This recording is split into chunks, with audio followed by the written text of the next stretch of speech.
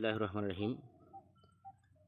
দেশ এবং দেশের বাইরে, শহরে বা গ্রামে যে যেখান থেকে আমার এই ভিডিওটি দেখছেন, তাদেরকে সকলকে জানাই আমার আন্তরিক শুভেচ্ছা ও অভিনন্দন।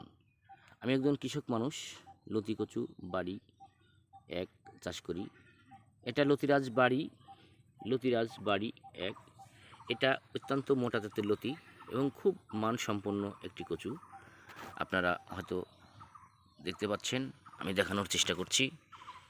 এই দেখুন, এটা অত্যন্ত একটি ভালো মানের জাত এবং অত্যন্ত ভালো হয়। এবং এই ভালো মানের কচুটা যদি কোনো কৃষক বন্ধু চাষ করতে চান, তাহলে আপনারা করতে পারবেন। আপনারা দেখতে পাচ্ছেন সারিবদ্ধভাবে কিভাবে লতিটা রয়েছে।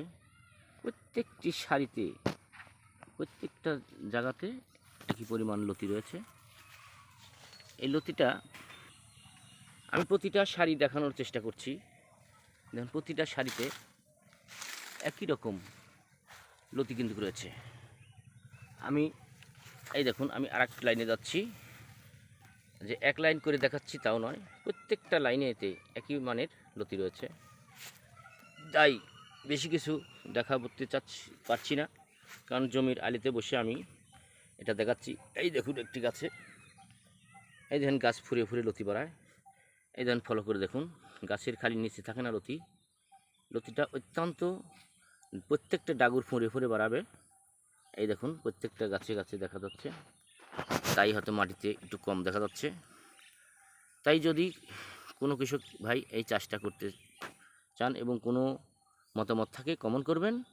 তাছাড়াও আমাদের স্ক্রিনে নাম্বার দেওয়া থাকে, সেই নাম্বারে যোগাযোগ করতে পারবেন। আর একটি কথা হলো, আপনি যদি আমার এই চ্যানেলে নতুন হয়ে থাকেন, তাহলে অবশ্যই আমি একজন কৃষক মানুষ, হয়তো আপনি সাবস্ক্রাইব, লাইক, শেয়ারের জন্য আমি হয়তো ভবিষ্যতে ভালো ভালো ভিডিও তৈরি করতে উৎসাহ পাবো। এইটুকু আশা রাখছি। ভালো থাকেন, সুস্থ থাকেন। আল্লাহ হাফেজ।